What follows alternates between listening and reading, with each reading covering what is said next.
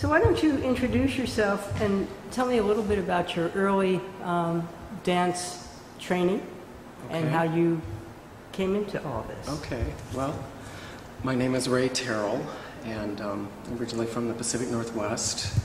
I was raised in Seattle, and I started my dancing career journey, I should call it a journey, 1 week after I graduated from college. I graduated from Seattle University, and a very dear friend of mine who was 3 years younger than me was going to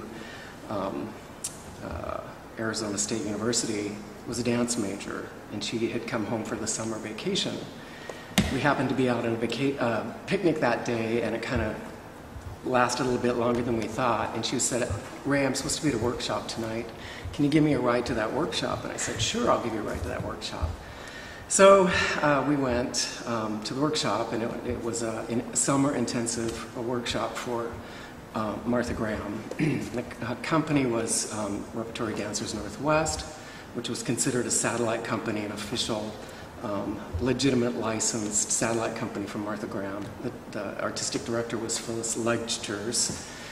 And so I took Barbara, my friend Barbara, to the workshop, and she said, "Ray, I don't have a ride home. Do you think you could stay and give me a ride home?" And I said, "Sure, I'll give you a ride home." So I was sitting. Did she have an ulterior motive? I was sitting in the lobby, and you know, there were these curtains to the studio, and it was all quiet and kind of reverent, and I was sitting there reading a magazine, and this very stately woman comes out into the lobby, and she says, "And who are you?" And I said, "I'm Ray Terrill." And she says, "And what are you doing here?" And I said, I brought my friend Barbara to take a workshop. And she said, "I don't allow people to sit in the lobby." And I went, "Oh, okay, I'll go sit in the car." She says, no, you come into the studio." So I said, "Okay, this is kind of strange." So part the curtains. She said, "Oh, you have to take your shoes off." So I took my shoes off. She said, "Dan, take your socks off." And she said, "And take your shirt off." And so I come in, and I turn to the right, and I'm like going to go sit on these benches. She says, no, you have to come out and sit here, right here. And I'm like, oh God, I think I'm being set up to take this class. And I was. So I took it in my jeans, not 1 ounce of dance training. And after the class, she came to me. She said, "Did you have a good time?" And I said, "I had a fabulous time." And she says, "You're a dancer. You're taking this workshop." So I did. It was a 6-week intensive. Who was she? Phyllis Legers. She was Martha Graham based company. Had a company called Repertory Dancers Northwest. And she did, every summer she went back to the Graham studio to be recertified, get caught up on all the latest techniques and exercises. Sometimes we would do some of the Graham repertory, things like that. But long story short, I stayed that entire workshop, which was 6 days a week for 6 weeks. Got a really good start there, and then started taking classes every night after work for an entire year, and I auditioned to be in our company the next year and got in it. So that started it. So were you an athlete or something? I mean, did you? No, I used to run, but I love to dance, social dance. Okay. That's really the only background. And so I got into her company, and that was really, really fun. And then one summer I went down to Portland, Oregon, and I took a workshop with David Harrington, Judith Catterall of Oregon Dance Consort. That was like so amazing to me, because when I went in there, I said, this is art. And for me, that was a revelation, because it was so comprehensive what they were doing there. Everything was treated with such purity and honesty and authenticity. And obviously there was a legacy which was different. The Mary Wigman legacy through Margret Dietz, through David and Judith, it was a growing art. It wasn't a codified art like being a Graham dancer, where this is the technique, this is the way you do it. We're all trying to be little Martha Grahams. Me being a male with my tight hips and everything, it wasn't all that easy. So when I went and met David and Judith, I said, this is it. This is really what I want to do, and committed myself to it. Very quickly, they got me working on choreography, and I guess that kind of was natural because immediately they said, you're a choreographer, you really need to develop this part of your dance career. So I did tons and tons of composition with them, and Mary Easter, who's also from Margret Dietz legacy, we used to come to Portland and do 6-week intensive workshops with us. We learned about music. She brought in a whole nother aspect of it, where social commentary and ethnicity and all kinds of other aspects to the work. Could you tell the story about the bringing the harps? And Oh yeah, it was so much fun. So one summer, Mary came, and she would do these jam sessions before class. She'd bring all of these instruments, percussion instruments, and particularly the African finger harps. So you're looking at, in the studio, you've got 15 or 20 people, and she's counting out these rhythms and talking about complex rhythms, simple rhythms, juxtaposing them, that kind of thing, and each of us getting certain parts and playing these finger harps or percussion or cymbals or triangles or whatever it was. So much fun. And that was the time when I really got an appreciation for odd meters, like a 5 or a 7 or a 9 or 11 and things like that. So from that, I actually did start working with a much more complex music in my own choreography. So that was a really big input and kind of a revelation for me. In addition to everything that David and Judith taught. Judith taught composition, technique, fundamental movement. We did it every time. Traditionally, did fundamental movement, which was about an hour. We take like a 5-minute break, then we do a regular technique class, which is based on the 7 traditional dynamics all the way from Mary Wigman to us, which still works. And that language of dance really spoke to me. It works for me. It still works for me. What I like about it is it's more of a philosophy. I see it more of a philosophy and a way of relating to dance, and being able to transfer dance. But you as an artist, you bring to it your own time and your own interpretation and your own style to it. So it's a living art versus some of the other techniques which are so strict. So for me that was great to be expected to be creative, to really dig deep into your artistic self and try to tap into like the human experience and express it as honestly as possible. We also had classes in performance, in costume design, from design to actual construction. So we had to create our own constructions, create our own patterns, makeup, how to do stage makeup, lighting. We had to design our own lights for our pieces. So when you were working with them, you were learning the entire craft. And that all came from Margret. Margret Dietz said, you don't have to be a master at all of these different aspects, but you need to understand them deeply so that if you're performing somebody's work, you take it to a level of depth that you wouldn't otherwise be able to. So I worked with David and Judith for a long time. So would you talk a little bit about their pedigree from reading about it on your website? Judith was a Hauser yes, she here, was. and then went and David was actually a member of Yes, Choreograph. he was. So Paula Rodders, who is Judith Catterall's sister, so Judith Rodders, were in the Hauser company. And Judith is, I believe, 1.5 or 2 years older than Paula. Paula discovered modern dance and went gaga over it. She found Margret Dietz and just kind of like did a flip. I'm not doing the ballet thing anymore. This is what I'm going to do. This is it. So she was one of the original members of Choreograph, Margret Dietz's company, one of the core members. And Judith was interested, like, what is my sister doing, that kind of thing. But Judith was more of ballet background. David, who eventually became her husband, was a member of Choreograph. And so Judith was kind of pulled in from both sides, her sister and her future husband, and became a humongous proponent of it and a believer in the technique. She knows so much about it, even though she doesn't have that direct connection. I particularly resonated with Judith in terms of a choreographer and her aesthetic. She's incredibly beautiful dancer, and the most honest presence and performance that I've ever seen personally. When I see that, when I experience that and touch that, and especially when I dance with her, it's amazing. Now, Paula, her sister, was apparently the same way, and Marie, the same thing. So she was associate artistic director, I can't remember right now. Marie Winkler, I believe it is. I just met her. When I saw her, I went, oh, I want to dance with you.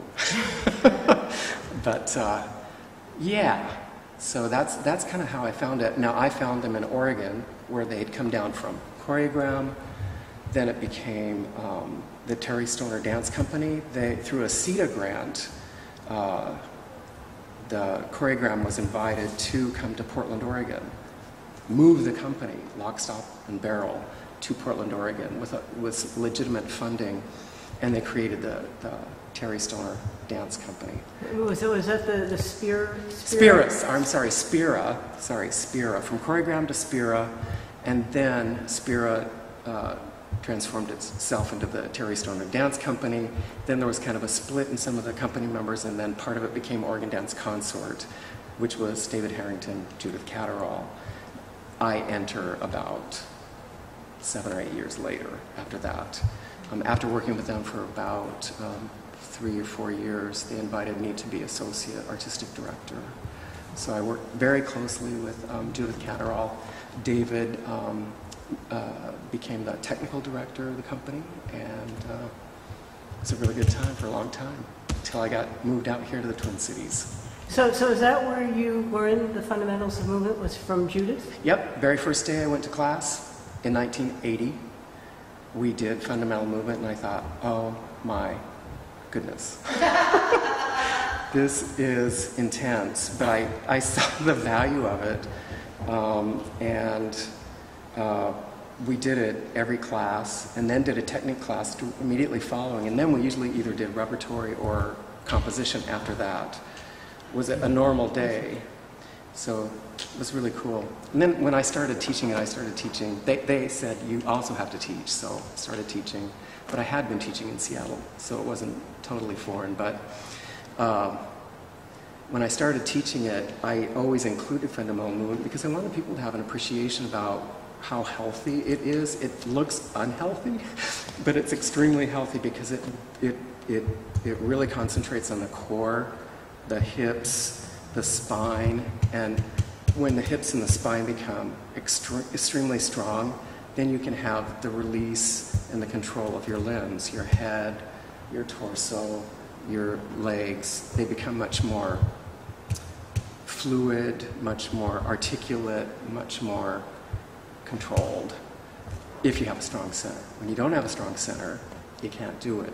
So I immediately saw that right away. One of the things I remember mostly about fundamental movement, where everybody really hates it, people on the outside, when they look at it, they don't realize how intense it is from the inside.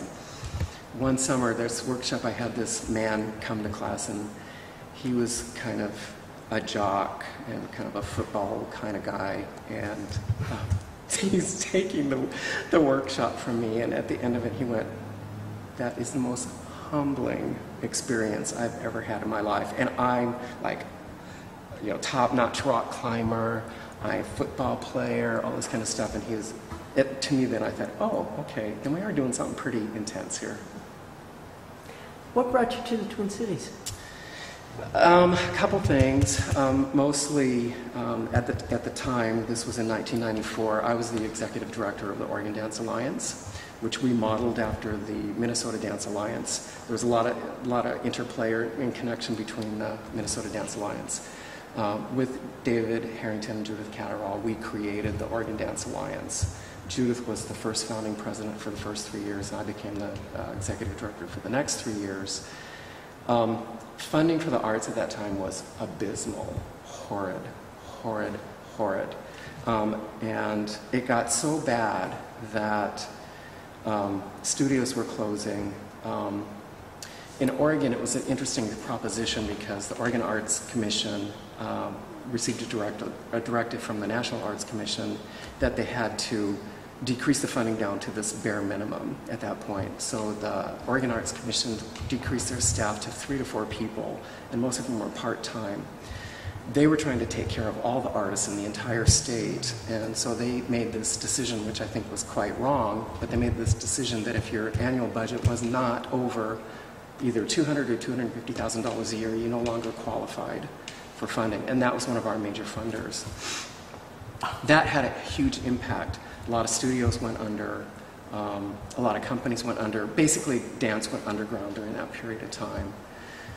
And I was 39 at the time, and I thought, okay, maybe I should pay attention to my real career. Not my real career, this is my real career, but like my professional career. And I got a job offer here in the Twin Cities, so I took it, and I was going to quit dancing. And may I ask what the job offer was for? Doing what kind of work? Yes, I'm in the learning business, and I'm an instructional designer. And my specialty at that point was in multimedia, internet-delivered, distance-delivered learning. And so there was a great opportunity here for that, so I took that offer. And honestly, I was going to quit dancing, and I did for about 6 months. About 6 months. 6 months. Yep, and went totally bonkers. That's when I met Christopher Watson. Christopher Watson was opening a new studio on Lindale on Lake, and I saw an advertisement for it. And they were going to have an open house for it. And I thought, well, maybe I'll just take a class. So I went to the open house, and immediately Christopher and I kind of went like this, and he said, "Who are you?" And I said, "Well, I'm kind of new in town, and I quit dancing." And he goes, "Well, tell me a little about your background." So I told him, and he says, "Why don't you teach here? I'm looking for teachers." And I thought, okay, I'll teach one class. And then that turned out to be more. And then after a while he said, "Would you like to join the company?" So I joined the Christopher Watson Dance Company. Then I got on his board of directors, which I still am. So I danced with him for about 5-6 years, and then I decided I'm going to really concentrate on my own work again. And so I've been doing it ever since, 19 years later. So. It's very impressive. Yeah. You guys have any questions?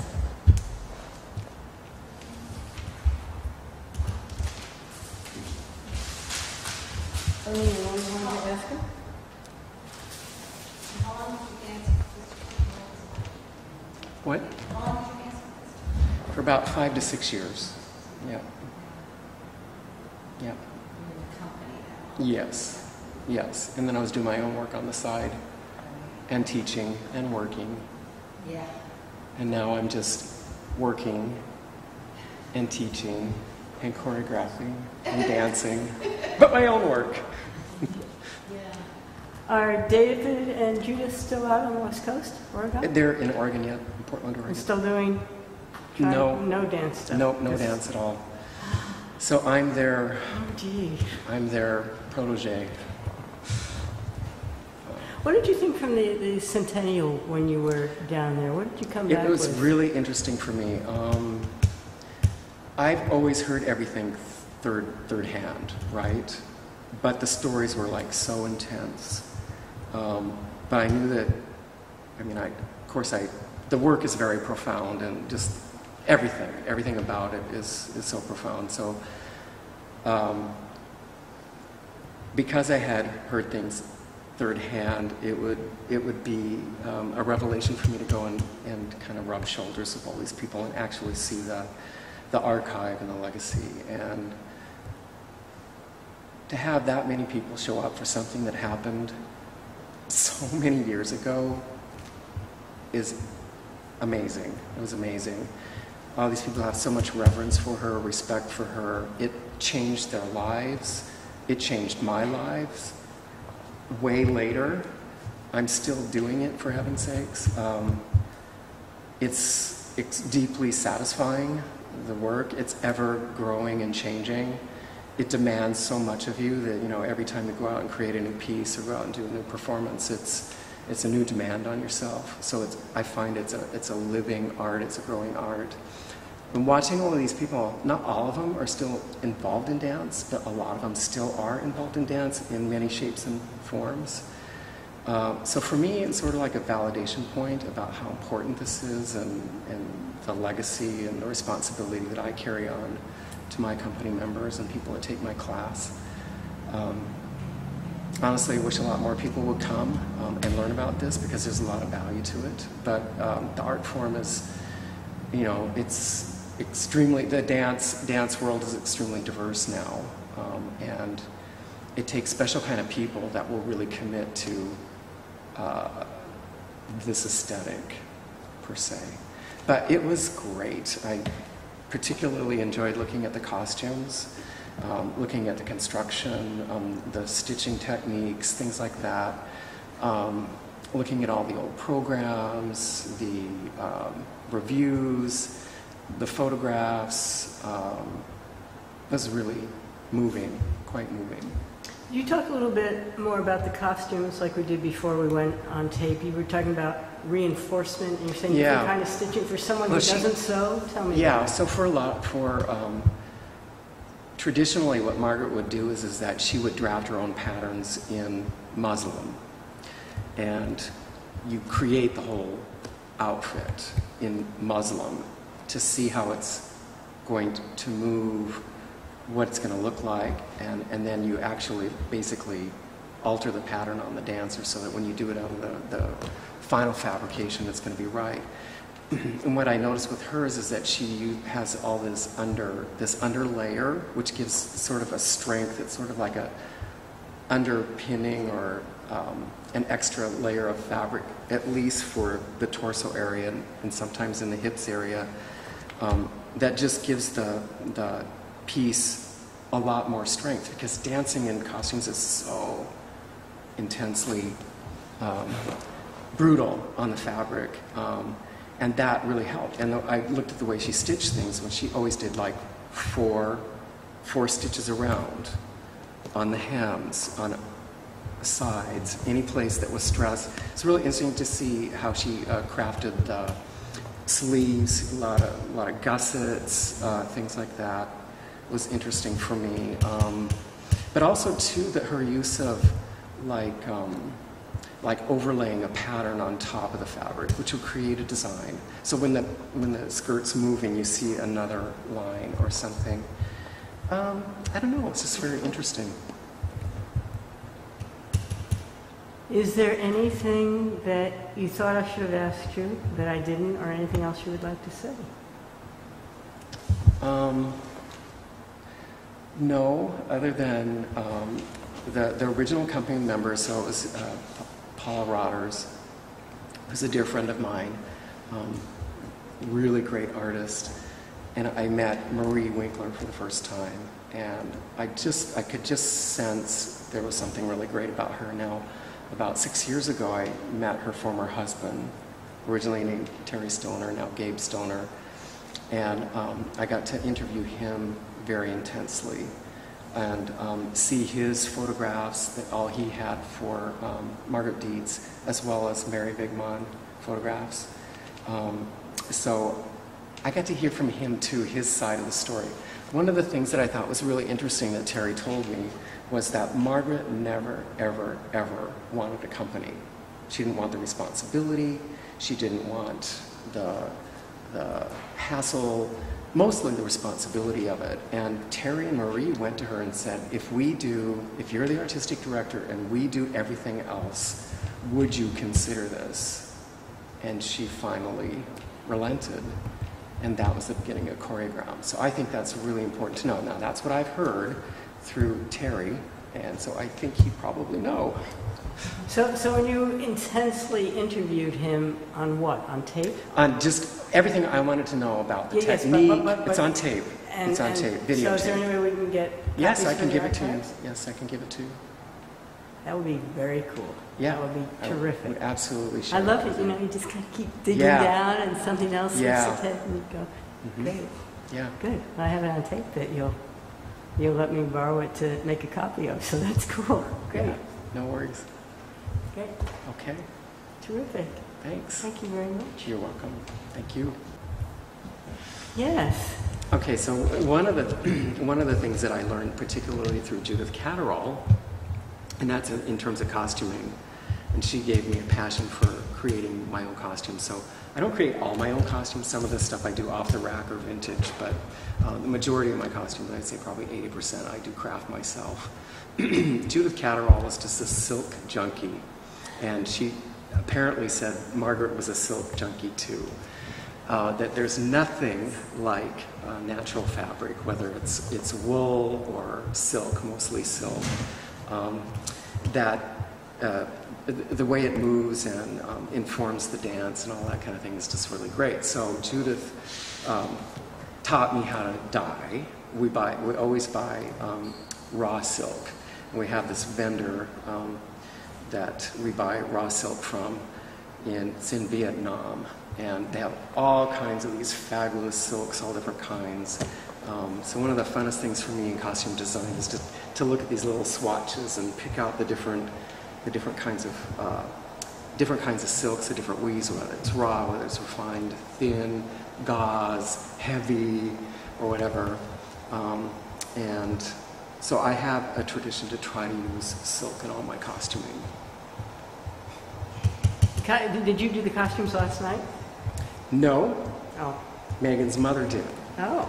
Because this is a piece that's this piece that we did yesterday is a work in progress that I pretty much just started this year, and we did an excerpt. So I wasn't going to create costumes until I kind of like get it all done, so I really know what the whole thing's going to look like.